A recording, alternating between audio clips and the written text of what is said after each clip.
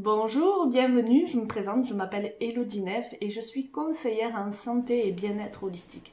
Je fais cette vidéo aujourd'hui pour vous accompagner dans vos questionnements au sujet des émotions. Donc les émotions, qu'est-ce que c'est? Est-ce que c'est bien? Est-ce que c'est mal?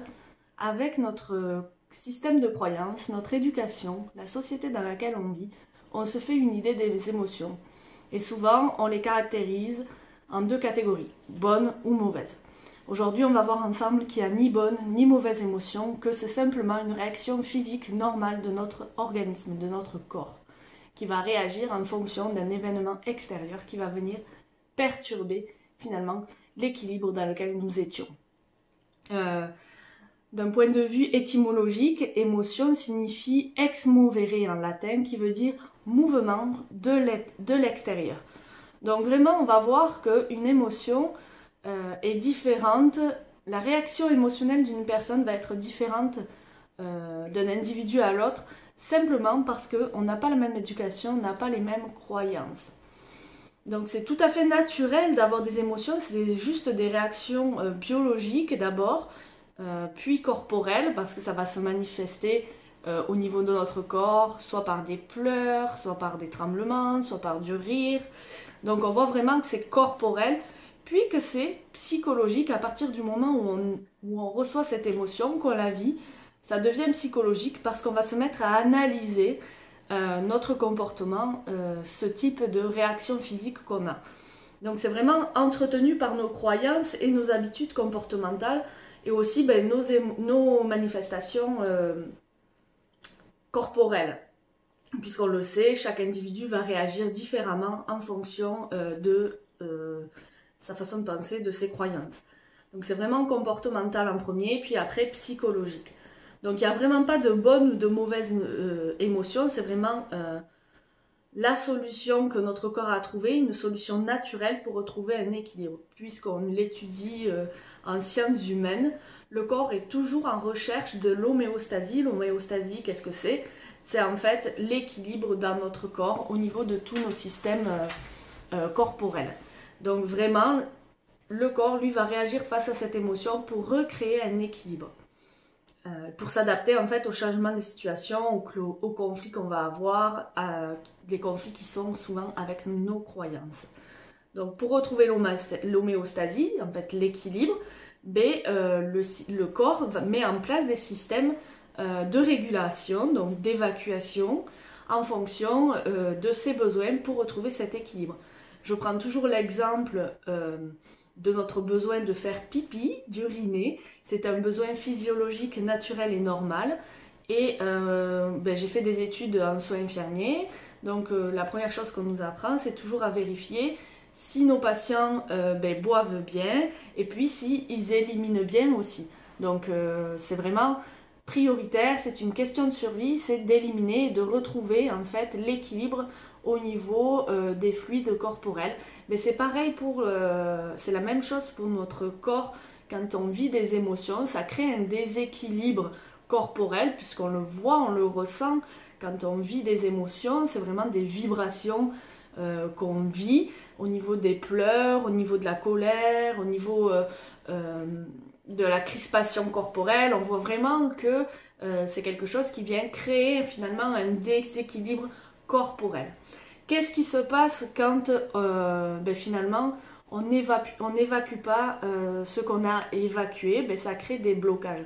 C'est pour ça qu'il est super important d'aller faire pipi. Puis on nous a jamais dit que c'était mal de faire pipi. On nous a simplement appris, nos parents nous ont appris et on apprend à nos enfants aujourd'hui à faire pipi dans un lieu qui est conçu à cet effet. On ne nous a jamais interdit de faire pipi. Mais ça devrait être la même chose avec nos émotions. Les émotions, c'est vraiment ce que le corps a trouvé pour se remettre en équilibre. On ne devrait pas s'interdire de vivre ces émotions. Au contraire, on devrait les accueillir, les vivre, afin que ça puisse recréer l'équilibre au niveau de notre corps, au niveau de tous nos systèmes.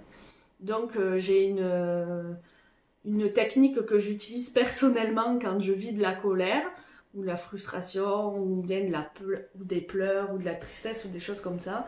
Mais moi, c'est que je m'enferme dans ma voiture et je crie un bon coup à me briser la voix, à me casser la voix pour en fait évacuer cette colère, ces vibrations qui sont bloquées ici en gros moton. Et je peux vous dire que ça fait un bien énorme. Alors c'est sûr que des fois je me surprends moi-même, je crie vraiment comme une lionne, mais ça fait beaucoup de bien. Donc on peut faire ça, on peut s'enfermer dans sa voiture parce que c'est quelque chose, c'est un habitacle qui est bien insonorisé.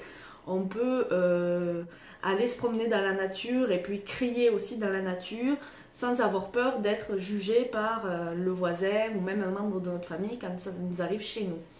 Donc moi je trouvais que la voiture c'était le point, l'endroit le plus simple et le plus accessible pour moi. Mais à vous de choisir et c'est pareil pour les pleurs, ne vous retenez pas. Trouvez un endroit avec de l'intimité pour pouvoir vivre cette émotion, pour pouvoir l'accueillir. C'est vraiment important de ne pas bloquer en fait nos émotions. C'est pour ça que j'aime pas parler comment on dit, gestion des émotions, parce que je trouve que on n'a pas à les gérer, il faut les vivre. Et puis je préférerais parler plutôt d'hygiène émotionnelle plutôt que de gestion, parce que l'hygiène émotionnelle, c'est comme pour notre envie de faire pipi, c'est naturel, il faut le vivre, il faut le faire pour se sentir bien après, c'est légitime. Puis on ne doit pas tout le temps ressentir que des bonnes émotions, c'est pas possible. Donc on va voir que, comme je vous disais tout à l'heure, ça dépend vraiment de nos croyances. On a des personnes qui vont vivre le même événement et qui vont pas réagir du tout de la même façon à cet événement. Ils vont pas réagir émotionnellement de la même façon parce qu'ils n'ont pas les mêmes croyances, parce qu'ils n'ont pas la même éducation. Mais l'essentiel, c'est de ne pas juger, de ne pas se juger, d'avoir réagi différemment et de ne pas juger l'autre non plus, puisqu'en fait, on réagit tous différemment. Donc c'est vraiment important de ne pas bloquer vos émotions par peur de jugement et de ne pas dire aux autres de bloquer les leurs parce que vous êtes mal à l'aise avec ça. C'est un processus complètement naturel. Et si on le bloque, comme quand on bloque... Finalement, quand si je reprends mon exemple de pipi, si on fait plus pipi, c'est qu'il y a un problème physiologique, physique, et c'est pas bon pour notre santé. C'est pareil pour les émotions. Si on bloque ces émotions, ça va créer un déséquilibre, ça va créer un blocage, et ça va créer, ça peut être déclencheur, associé à d'autres termes, à d'autres choses, mais ça peut être déclencheur de la maladie, puisque étymologiquement, maladie veut dire le mal. Qui a dit mal a dit. Donc écoutez-vous, accueillez ces émotions pour vous aider à rester en santé. Donc on a vu que cette émotion-là, ces émotions, c'était des vibrations. On sait aujourd'hui que physiologiquement, nous sommes vibrations, que nos corps physiques, nos corps énergétiques en fait émettent des vibrations. Ça a été reconnu par la science aussi. Si ça vous intéresse de faire des recherches, vous avez le docteur Becker qui a été le premier à observer des microcellules au microscope et qui s'est rendu compte que les cellules vibraient. On sait que notre corps physique est fait de cellules, que chaque partie de notre corps est faite de cellules et que ces cellules sont elles-mêmes faites d'atomes qui sont en fait de la vibration. Faites vos recherches avec tous les scientifiques qui sont connus aujourd'hui, Einstein, Tesla, etc. À ce sujet, il y a un médecin, chercheur suédois qui a trouvé comment réparer les entorses et les fractures avec de l'électricité. Donc ça se retrouve souvent en kinésithérapie en France ou en physiothérapie ici au Québec. On met des petites électrodes sur les points à réparer, puis ces points électriques en fait déclenchent des vibrations qui vont accélérer le processus de guérison. Donc il y a vraiment des belles recherches qui sont faites à ce sujet-là. On a la chance d'avoir des moteurs de recherche sur internet fabuleux, donc profitez-en si vous êtes curieux à ce sujet. Moi je travaille beaucoup avec les huiles essentielles, notamment les huiles doTERRA, des huiles qui sont à haut grade thérapeutique. Et en fait, il y a beaucoup de recherches qui ont été faites au niveau des huiles essentielles et on s'est rendu compte qu'une huile essentielle peut vibrer de 52 à 320 MHz, ce qui est assez élevé en termes de vibration, puisqu'on va voir que les légumes verts, eux, ils ne vibrent qu'à 70 à 90 MHz. Les amandes crues, ça va être 40 à 50.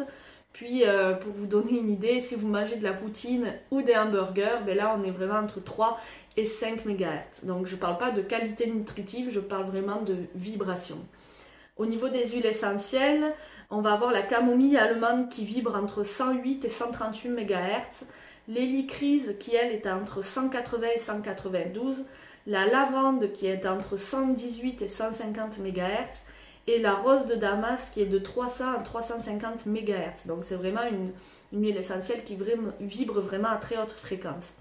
Puis c'est le docteur Bruce Tainio qui a mis en place ce compteur de fréquence en mégahertz. Donc ça, je vous laisse faire vos recherches. Ça, c'est pour les personnes qui veulent avoir plus d'informations là-dessus. On sait maintenant que plus la qualité de l'huile essentielle ou de tout ce que vous voudrez est élevée, plus le taux vibratoire en tête va être élevé. C'est pour ça que moi, j'aime beaucoup travailler avec les huiles essentielles d'Oterra parce qu'elles ont vraiment une qualité... je dirais inatteignable dans beaucoup d'autres compagnies et que au-delà de ça, il y a vraiment tout un processus de fabrication, d'accompagnement des producteurs dans tous les pays du monde qui est extraordinaire et je suis convaincue que ça aussi, ça élève le taux vibratoire de nos huiles. Donc c'est pour ça que je travaille que avec celle-là, mais libre à vous de faire vos recherches avec les autres compagnies. Si vous êtes intéressé à connaître et que vous êtes ouvert à la radiesthésie, vous avez l'échelle de le cadran de Bovie en fait qu'on utilise pour calculer les taux vibratoires des personnes, des objets, des lieux. Ça peut être aussi des aliments. Ça s'utilise avec un pendule. C'est super intéressant à utiliser. C'est très parlant. Donc je ne rentre pas plus dans les détails, mais ça c'est toujours pareil pour assouvir votre curiosité. C'est le cadran de Bovie. Ensuite, au niveau toujours des huiles essentielles, elles offrent toujours une fréquence positive sur le corps et elles contiennent des molécules d'oxygénation qui elles vont transporter les nutriments dans les cellules. Donc elles sont les huiles essentielles et les mélanges d'huiles essentielles avec des gammes de fréquences plus élevées. On va les utiliser pour vraiment travailler sur la région émotionnelle et spirituelle. Donc ça c'est vraiment quelque chose de super. Quand on travaille au niveau émotionnel, on va vraiment choisir des huiles essentielles de haute qualité. Puis pour les huiles essentielles et les mélanges à fréquence un peu plus bas, là ça va vraiment agir sur le corps physique, le corps structurel. Donc vous allez voir tout à l'heure, je vais vous parler un petit peu des huiles essentielles qu'on peut utiliser dans les émotions. Il y a plusieurs façons de les utiliser. Alors moi celle que j'aime bien c'est l'inhalation. Ça peut être soit avec un diffuseur que j'utilise comme ça, à vapeur douce. Comme ça tout le monde en profite. On peut le faire en cas d'urgence ou vraiment pour avoir des besoins plus spécifiques. C'est directement inhaler à même le flacon. Ou bien encore une façon de faire que je trouve super, c'est s'en appliquer sur les poignets, venir frotter. Et puis à la rigueur, vous pouvez même vous en mettre un petit peu derrière les oreilles comme parfum. C'est hyper efficace aussi puisqu'on sait que les huiles essentielles, en fait, par l'inhalation, c'est très profitable parce que les molécules remontent dans le nez et là où elles sont piégées par les membranes olfactives, en fait, dans le nez, elles vont de suite envoyer des messages à nos cellules nerveuses qui vont déclencher des impulsions électriques au niveau de notre cerveau. Ça va mettre 23 secondes entre le moment où vous respirez et le moment où l'information est envoyée à vos cellules nerveuses. Puis ça va après diffuser vraiment au niveau de tous les autres centres au niveau de votre corps physique. Donc c'est hyper efficace. C'est pour ça aussi que quand on subit une anesthésie, on respire un gaz avec un masque et ça nous endort très rapidement parce que finalement l'inhalation, nos cellules olfactives sont très très efficaces. Donc elles ont autant un effet, ça je vous l'ai dit, au niveau physiologique et au niveau morphologique profond. Elles vont élever notre taux vibratoire, ce qui va nous aider en fait dans nos défis émotionnels. Vous pouvez aussi les utiliser dans le bain, vous pouvez aussi les utiliser en parfum, dans le diffuseur. Vraiment, il y a des petits bracelets avec des pierres volcaniques. Vous pouvez en mettre aussi sur vos bracelets en pierres volcaniques.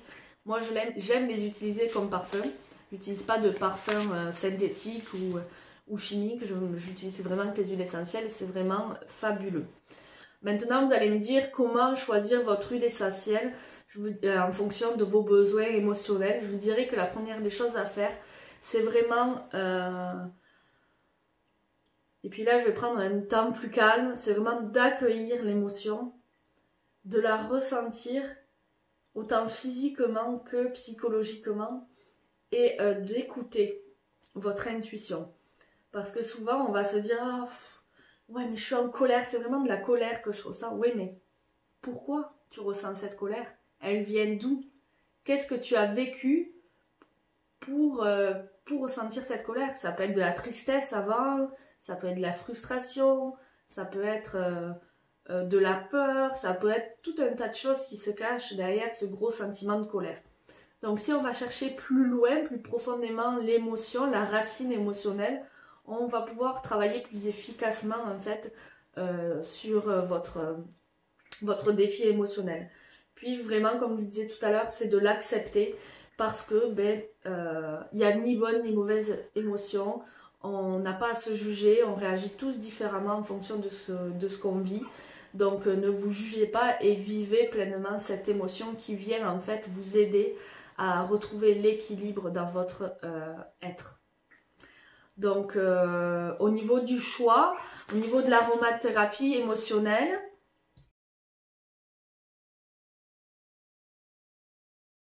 on a des huiles de base qu'on retrouve souvent dans la pharmacie, qu'on devrait avoir tous à la maison. Donc, au niveau de la pharmacie émotionnelle, de ce qu'on peut déjà retrouver chez nous, on va avoir l'encens qui améliore l'humeur, qui élève la conscience et la concentration. On va avoir l'origan qui aide à se défaire de la fatigue psychique, de l'épuisement nerveux, qui aide à s'adapter. On va avoir la menthe poivrée qui éclaircit les idées, qui est purifiante, qui rend l'esprit plus vif et qui en fait est anti-tension. On va avoir le mélange Air ou Easy Air chez doTERRA. Ce sont des synergies qui sont exclusives et qui sont fantastiques. Qui, elle, va aider à se débarrasser du chagrin et de la colère qui est associée à ce chagrin. Vous voyez ce que je vous disais tout à l'heure. Le One Guard qui va protéger contre les énergies négatives, qui va nous rassurer. La lavande qui est calmante, apaisante, anti-stress. Puis on va voir après le Digest Zen, le Zen Guest qui accompagne les émotions, qui tordent le ventre. Puis ensuite le citron qui va vraiment apaiser, qui va remonter l'énergie. On sait que toutes les agrumes remontent l'énergie, c'est vraiment fantastique. Puis l'arbre à thé qui est stimulantes, détoxifiantes, qui détoxifie en fait toutes les relations qu'on pourrait avoir négatives. Puis le Deep Blue qui lui est vraiment au niveau du lâcher prise de la colère, qui va être au niveau de l'acceptation de soi. Parce que souvent on va l'utiliser en massage celui-là parce que c'est une synergie pour les tensions musculaires, donc ça va venir vraiment nous décontracter. Donc ça c'est vraiment pour des huiles essentielles de base qu'on peut retrouver déjà dans sa pharmacie de base en aromathérapie. Mais ce qui est fantastique avec doTERRA, c'est qu'ils ont créé des synergies vraiment spécifiques à l'aromathérapie émotionnelle. Puis ce sont des outils merveilleux que j'invite vraiment sur toute personne qui vit des défis avec les émotions, mais aussi les thérapeutes qui peuvent travailler avec des personnes qui sont en défi avec leurs émotions. C'est vraiment une synergie fantastique où là on va retrouver le mélange passion qui est un mélange inspirant qui va booster et raviver la flamme. On va retrouver le mélange motivate qui lui aussi va booster la confiance, le courage et la conviction. On va avoir le mélange cheer qui est un mélange stimulant qui va booster la positivité. Mélange pour lâcher prise, pour booster le soulagement, ça va être forgive. Un mélange rassurant pour booster la stabilité, ça c'est peace. Et le mélange réconfortant qui va être console. Lui, c'est vraiment un câlin aromatique qui est pour booster la force émotionnelle. Donc, on voit vraiment qu'il y a tout un tas de synergies qui sont vraiment très spécifiques. C'est super parce que disons que c'est vraiment des mélanges et qui cible vraiment chaque besoin. J'ai des tableaux comme ça que je peux vous partager où on voit vraiment les émotions, les sensations désagréables qu'on vit et puis celles qu'on va retrouver avec les mélanges. C'est vraiment extraordinaire. Je vous invite vraiment à les essayer. Les essayer, c'est les adopter. Je voudrais vous conclure sur une chose. On l'a vu tout à l'heure, faites confiance à votre intuition. Vivez pleinement ces émotions, elles sont là pour vous parler, elles sont là pour vous aider. Puis faites-vous accompagner par l'aromathérapie ou par ce avec quoi vous vibrez le plus. Mais vous l'avez vu, vraiment, les huiles essentielles ont un taux vibratoire super élevé, super intéressant. Et c'est des outils fabuleux qu'on a à notre disposition, donc profitez-en. Je voudrais vous dire une dernière chose, puis là je vais me tourner vers mon tableau. J'avais pas prévu, mais j'y pense maintenant. Ça, vous savez tous ce que c'est. C'est un rythme cardiaque, d'accord? Puis ça, donc ça c'est la vie. Il y a des hauts, il y a des bas. Ne vous jugez pas à vivre des bas, vous allez vivre d'autres hauts. Puis c'est la vie, c'est normal, c'est ce qu'on veut nous. Pour que vous soyez en santé, on veut un beau rythme cardiaque comme ça. Ce qu'on veut surtout pas, c'est ça. C'est sûr que vous ne vivrez plus aucune différence émotionnelle, changement émotionnel, mais en fait vous serez mort. Donc la vie, c'est de haut et de bas. Acceptez votre colère, c'est que vous avez des choses à vivre. Au niveau de la dépression, lancez-vous dans de la créativité. Si vous avez des discours négatifs, forcez-vous à changer ces discours positivement. Si vous manquez d'estime de vous-même, hein, arrêtez de vous juger. Puis arrêtez de juger les autres. Donnez-vous de l'amour. Puis si vous avez de la peur, si vous ressentez de la peur, ben, passez à l'action. Parce qu'aller au-delà de votre peur, ça va vous rendre plus fort. Donc je vous souhaite une bonne journée. J'espère que cette séance d'information vous a plu. Si vous voulez plus de renseignements, n'hésitez pas à me contacter ou à contacter votre conseillère. Fabuleuse aromathérapie émotionnelle qui est disponible chez doTERRA. Puis vous avez vu aussi qu'on peut retrouver de l'aide avec des huiles essentielles plus simples. À bientôt.